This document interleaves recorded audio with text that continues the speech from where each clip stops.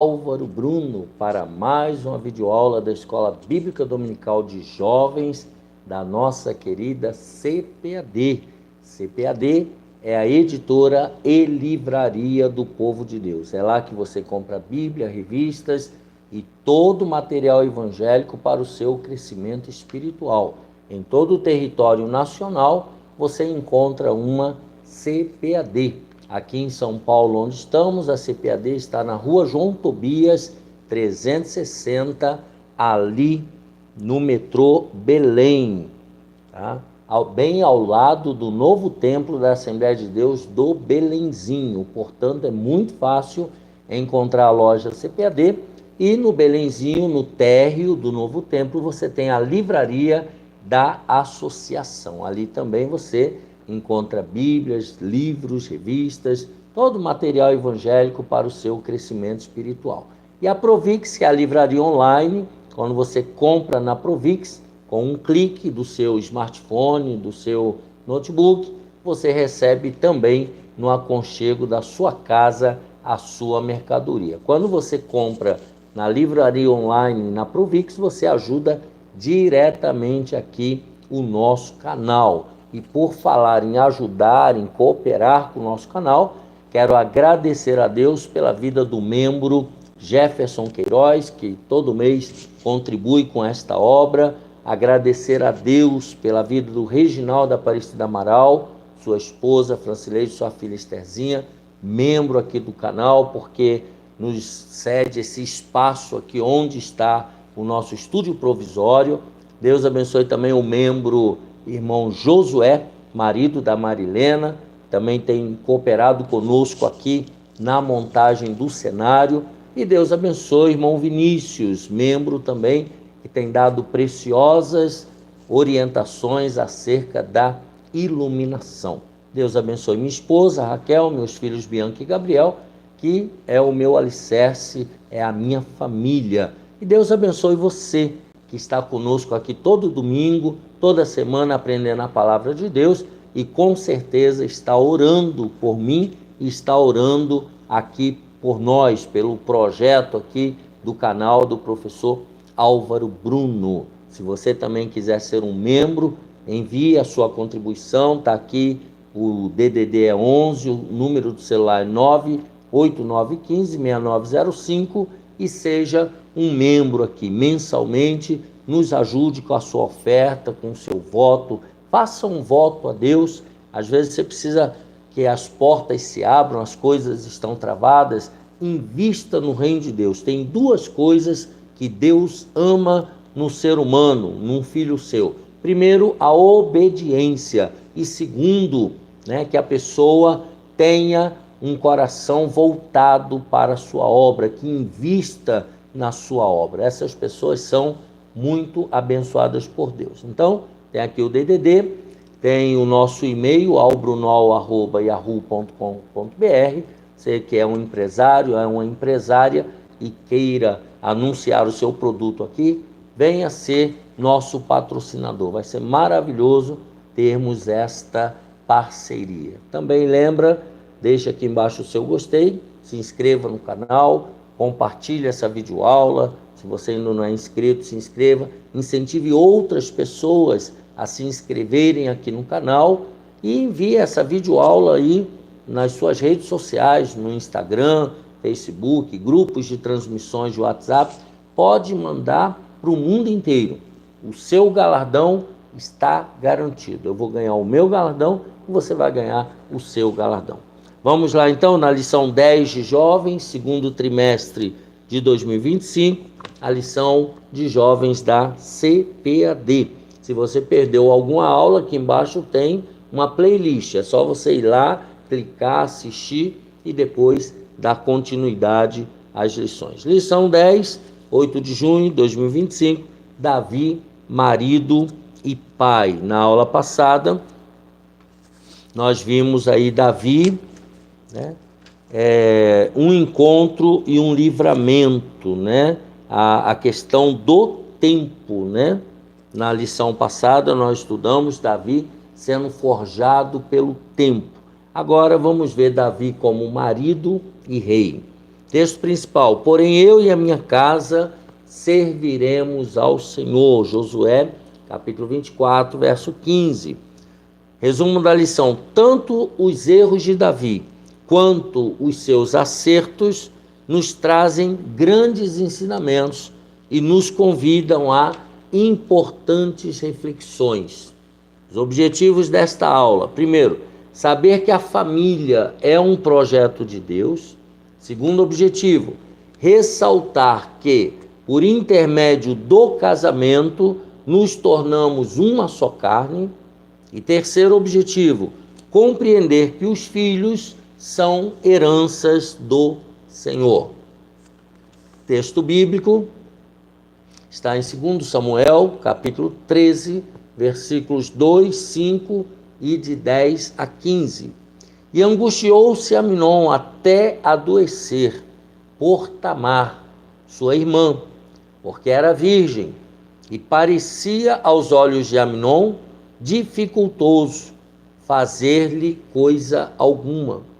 E Jonadab lhe disse: deita-te na tua cama, finge-te doente, e quando teu pai te vier visitar, dize-lhe: peço-te que minha irmã Tamar venha e me dê de comer pão, e prepare a comida diante dos meus olhos, para que eu a veja e coma da sua mão.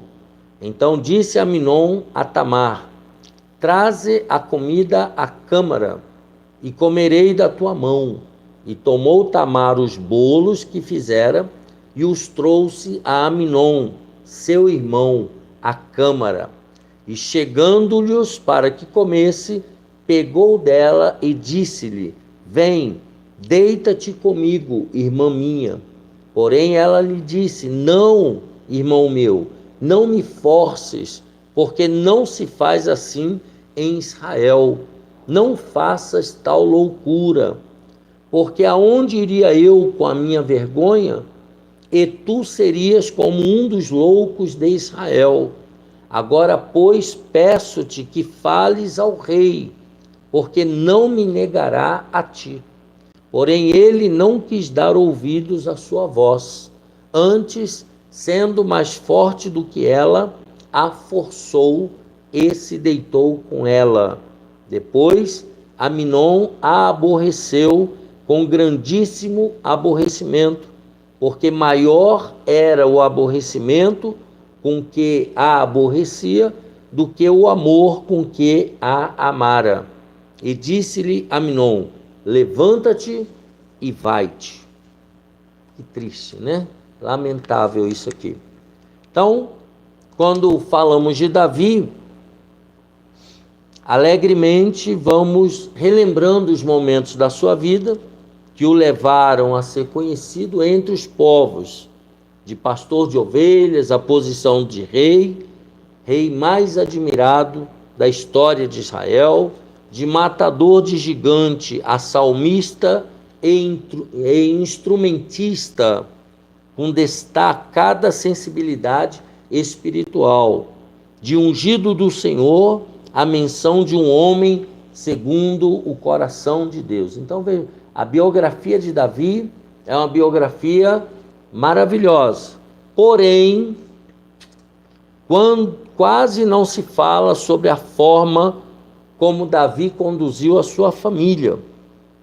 Por qual motivo, né? Não se fala. Possivelmente pelo fato de, ao nos debruçarmos sobre os episódios familiares, pouco encontramos como exemplo positivo aqui na família de Davi.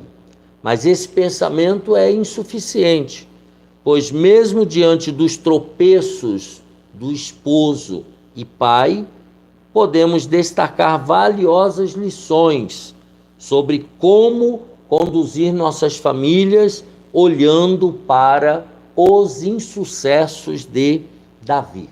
Então, aqui nessa lição, nós vamos aprender, né, Davi como esposo e como rei, como esposo, nós vamos aprender com os erros de Davi. Tá? Família, primeiro, um projeto de Deus, a família de Davi. Quando olhamos para a família de Davi, nos deparamos com algo diferente do que nós estamos acostumados. Não é algo normal. O herói da fé, Davi, homem íntegro, humilde, homem fiel a Deus, dá lugar a uma postura surpreendente. Marido, primeiro, de muitas mulheres. Aqui já começa o problema. Pai de filhos com quem não tinha comunhão. Filhos com quem ele não mantinha comunhão. Avesso ao diálogo em família. Não havia comunicação na família de Davi. Adúltero. Adulterou com Betseba. E omisso na educação dos filhos, que, diante do exemplo do pai, olhando para Davi, tiveram posturas reprováveis. O pai Davi não foi um bom exemplo para seus filhos. Sem dúvidas, uma configuração familiar complexa, marcada por tragédias e traições. Era uma família que nós podemos chamar hoje de disfuncional. Então vale destacar que diversas fases da vida de Davi foram marcadas por grande arrependimento, por busca por restauração. Davi se arrependia, Davi buscava em Deus restauração e desejo de uma forte comunhão divina, desejo de uma forte comunhão com Deus, como vemos através dos salmos que ele escreveu. O que nos permite crer que, embora com muitas falhas, a postura do rei era de profundo arrependimento, de profundo temor e de busca por uma intimidade com Deus. Então Davi tinha os defeitos, as falhas, mas ele estava sempre buscando se arrepender dos seus erros, buscando continuar no temor do Senhor e buscando ter intimidade com Deus. A partir da família de Davi, podemos aprender diversas lições. Primeiro, não adianta termos êxito em tudo se a nossa família é uma prova do nosso fracasso. Então, não adianta. Você pode ser um empresário muito bem sucedido, mas a sua casa ser uma tragédia. Então, não vai adiantar nada. Mesmo um homem escolhido pelo Senhor, por Deus, é sujeito ao pecado. Então é necessário tomar cuidado, vigiar. A falta de diálogo na família provoca desentendimentos. É necessário que haja comunicação. A ausência de disciplina por parte dos pais contribui para conflitos familiares e a criação de filhos frágeis e imaturos. Filhos que não têm limites, que não têm disciplina, dados pelos pais, pelo pai e pela mãe, vão gerar conflitos e esses filhos crescerão frágeis e imaturos, entre outras, Mesmo diante de tantas dificuldades, convém destacar que a família de Davi é participante da linhagem do Messias. Apesar de tudo isso que falamos da família de Davi, mas o Messias veio dessa família.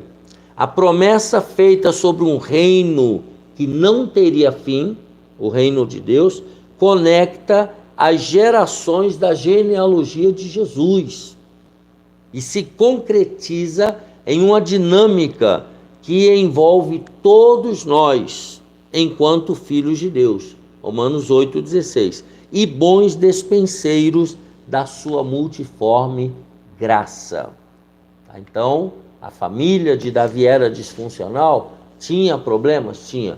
Mas o Messias veio dessa família, A genealogia de Jesus, é da família davídica, da tribo de Judá, e nós também somos originários dessa família de Jesus.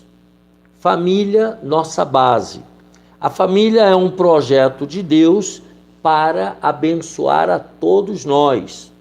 A família é a nossa base e nos permite vivenciar e experimentar sentimentos, respostas e apoios que não teríamos de forma tão espontânea em outros lugares. Então veja que a família, ela é a nossa base, ela é a nossa estrutura.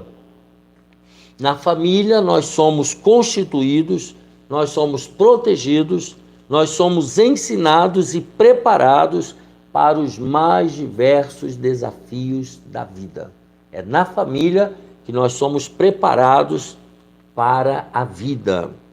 Cada um de nós é diferente, está lá, Salmo 139 fala sobre isso. Cada um de nós tem uma história, porém algo merece o destaque. Todos somos frutos de histórias e valores que se formam no seio familiar. Tá? Nós somos frutos de histórias e valores que são engendrados ali no núcleo, no seio da família. Nenhum de nós aqui é independente de família. Todos nós tivemos uma família e somos frutos dessa família. O que eu e você nós somos hoje são resultados da educação que recebemos da nossa mãe, do nosso pai, dos nossos tios e familiares em geral. Em nossas jornadas diárias, somos acompanhados por toda uma herança familiar que é refletida em pensamentos, capacidades e forma de ver o mundo e interagir com o mundo. A chamada cosmovisão. A nossa cosmovisão e as nossas capacidades e pensamentos é resultado de toda uma herança familiar. Coisa linda, né? Dê valor ao seu pai, dê valor à sua mãe, dê valor às pessoas que te criaram. Tá? Daí a necessidade de fortalecermos os nossos vínculos familiares e vivermos uma postura de edificação para com os nossos entes queridos. Eu e você precisamos, já falamos sobre Abigail, né, a mulher de Nabal, nós precisamos edificar a nossa casa, precisamos ter sabedoria e inteligência de Deus, do céu, para criarmos e cuidarmos da nossa família. Conduzidos pelo Espírito Santo, nós devemos ter em mente que somos abençoados em família, mas também usados por Deus para abençoarmos os que fazem parte desse núcleo tão precioso que é a família.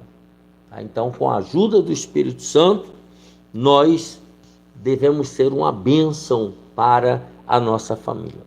Uma família para a glória de Deus. Já falamos que tudo que nós somos, fazemos, vivemos, é para glorificar a Deus. Tá? Uma família para a glória de Deus. A família foi criada por Deus, lá em Gênesis, para a honra do nome do próprio Deus e aquela que segue as diretrizes de Deus, divinas, é alvo das promessas e bênçãos do Senhor. As famílias que obedecem a Deus, elas são abençoadas e abençoadoras. No entanto, ele coloca aqui, muitas são as ideologias que tentam enfraquecer a estrutura familiar, enfraquecer e levar as pessoas a terem suas bases constituídas com outros valores, em um esquecimento intencional de Deus, tirando Deus da equação, tá? Levando as pessoas a se esquecerem de Deus como crenças antropocêntricas, tá? O homem sendo o centro de tudo, e projetos políticos com novos núcleos familiares, busca pela autossatisfação, entre outras. As pessoas só pensando no próprio prazer e não querendo compromisso com uma outra pessoa para poder gerar filhos para a nossa nação. Não. Já estão pensando na autossatisfação, uma total inversão de valores. Tá? Essas estratégias não terão êxito, porque Deus é o criador da família, pois todas as coisas foram criadas por Deus, Pai, Filho e Espírito Santo, e nele encontram o real e pleno sentido de existir. Não tem nada que faça sentido se Deus não estiver no meio. Tá? Ao criar o homem e a mulher, Gênesis 2:24, Deus já havia projetado a família com o propósito de ser um núcleo de comunhão, de bênçãos e ações em busca de fazer o bem e assim honrar e glorificar o nome de Deus. Para que possamos então usufruir da bênção de Deus sobre as nossas famílias, devemos nos sujeitar à sua palavra e seguir atentamente os seus desígnios. Devemos obedecer à Bíblia Sagrada, porque é em obediência que nós seremos vitoriosos e o nome do nosso Deus será glorificado. Tópico número 2, no casamento, uma só carne. Como não conduzir o casamento? Que foi o que aconteceu com Davi. Então, como é que a gente faz? Igual a Davi? Não. Davi, ele era considerado o homem segundo o coração de Deus, 1 Samuel 13:14. Por outro lado, teve a sua vida pessoal marcada por diversas atitudes questionáveis, como múltiplos casamentos e um adultério. Tá? Então, são atitudes questionáveis que colocavam ele na berlinda. O que pode explicar os muitos casamentos paralelos de Davi? Por que será que ele casou tanto? Primeiro, era comum os reis, nos tempos antigos, terem muitas esposas para garantir a sucessão no trono. Então, isso aí era comum. Segundo, para estabelecer alianças políticas e econômicas, e com isso a ampliação da influência da família real. Então, também. Terceiro, a manutenção de um costume da época em que os reis deveriam ter muitas esposas como símbolo de poder e riqueza. Tá? Isso aqui era uma tradição humana. Os múltiplos casamentos de Davi trouxeram consequências negativas. Entre elas, destacamos, olha as coisas ruins que aconteceram por causa desses vários casamentos de Davi. Primeiro, disputas internas e rivalidades entre as esposas e seus filhos, tá? Porque todas queriam que o filho fosse o futuro rei. Então, muita rivalidade e muitas disputas. Trouxe o que mais? Sofrimento emocional das esposas ao se sentirem negligenciadas e desvalorizadas em função das outras. Então, havia ali um clima de frustração, tá? De sofrimento emocional. A naturalização da infidelidade conjugal, como aconteceu no caso de Betseba, além de suas tristes consequências. Olha as tragédias, né? Sendo normatizado a infidelidade conjugal, a intolerância frente às diferenças, como no caso de Mical, que não tinha filho, tá? Ela não podia ter filho, então sofria discriminação. Então, embora fosse um costume da época, muitos séculos antes, olha só a palavra de Deus, Deus já havia alertado que não era bom o rei ter muitas esposas, Deuteronômio 17, versos 16 e 17. Então, Davi aqui não obedeceu à palavra. Tal orientação alcançava a todos, porém, no Antigo Testamento havia certa tolerância na sociedade, a esse tipo de união. Já no Novo Testamento, a monogamia foi estabelecida como padrão ideal para o casamento, nas palavras de Jesus, Mateus 19. Então veja como não conduzir o casamento. Não ter, já começando por aí, não ter várias esposas, não ter várias mulheres ou vários homens, ou seja, não entrar pelo caminho do adultério. Tá? Esse é o caminho certo. Um casamento à luz da Bíblia, como deve ser? O casamento é fruto da vontade de Deus para com as nossas vidas. É da vontade de Deus que eu e você nos casemos. Ao criar o homem, encontramos pela primeira vez a expressão não é bom que o homem fique só, referindo-se ao fato do homem estar só. A solidão não combina com o ser humano. Somos seres sociais e em nossos relacionamentos celebramos os projetos de Deus para com as nossas vidas. Então não é bom o homem ficar só.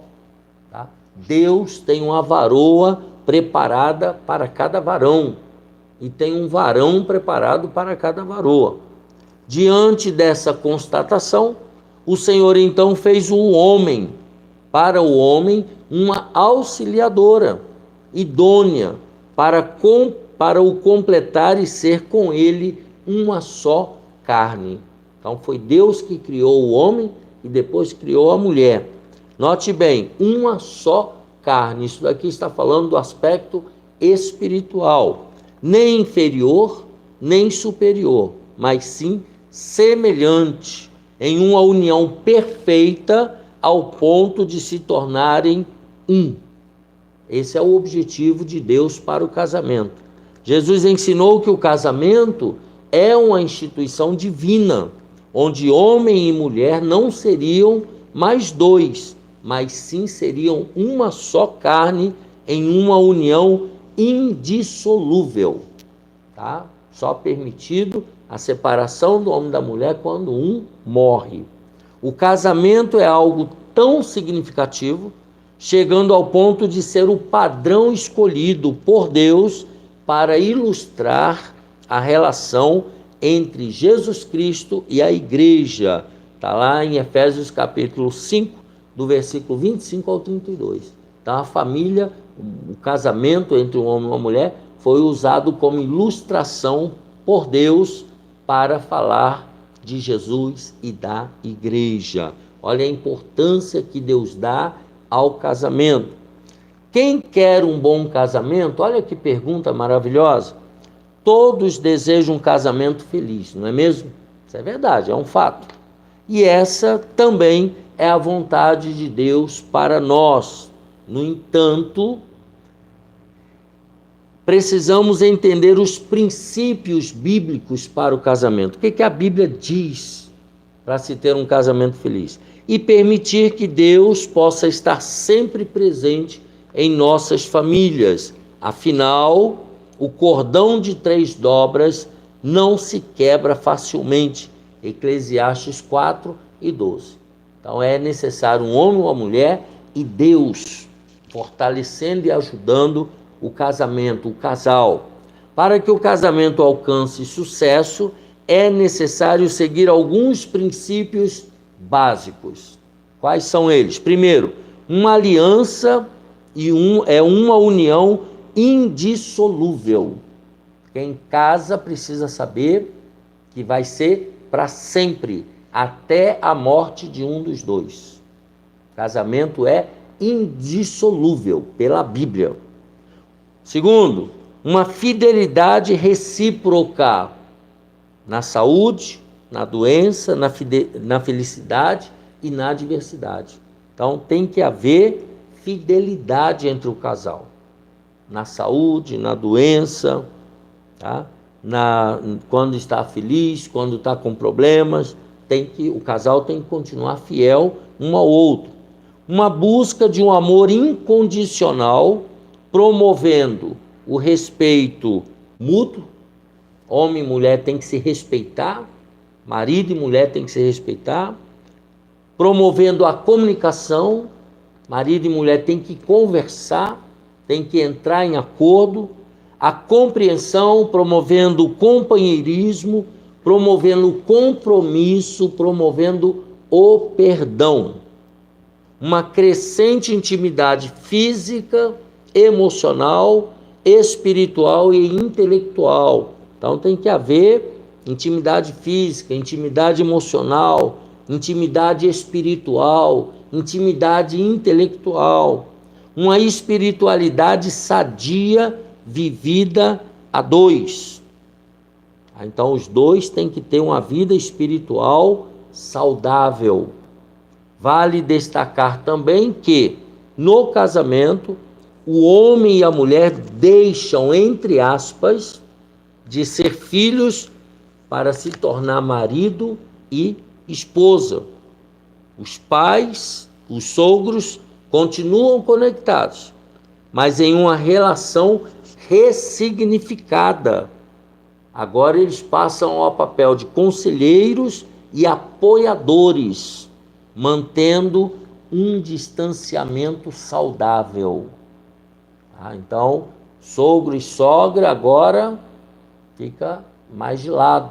Eles são apoiadores, eles são conselheiros, mas agora é marido e mulher que tem que resolver, que tem que se comunicar, que tem que ir à luta juntos e que tem que preservar o casamento. Número 3, eis que os filhos são herança do Senhor, como o pai, um bom rei. A chegada dos filhos é um acontecimento mais aguardado e precioso na vida de um casal. Isso é o normal. E Davi foi privilegiado com uma casa cheia de filhos. Tinha várias esposas, vários filhos. Era uma bela oportunidade de se dedicar a uma paternidade plena, participar da vida dos filhos, em que seus filhos pudessem aprender aos pés de um dos homens mais célebres da história.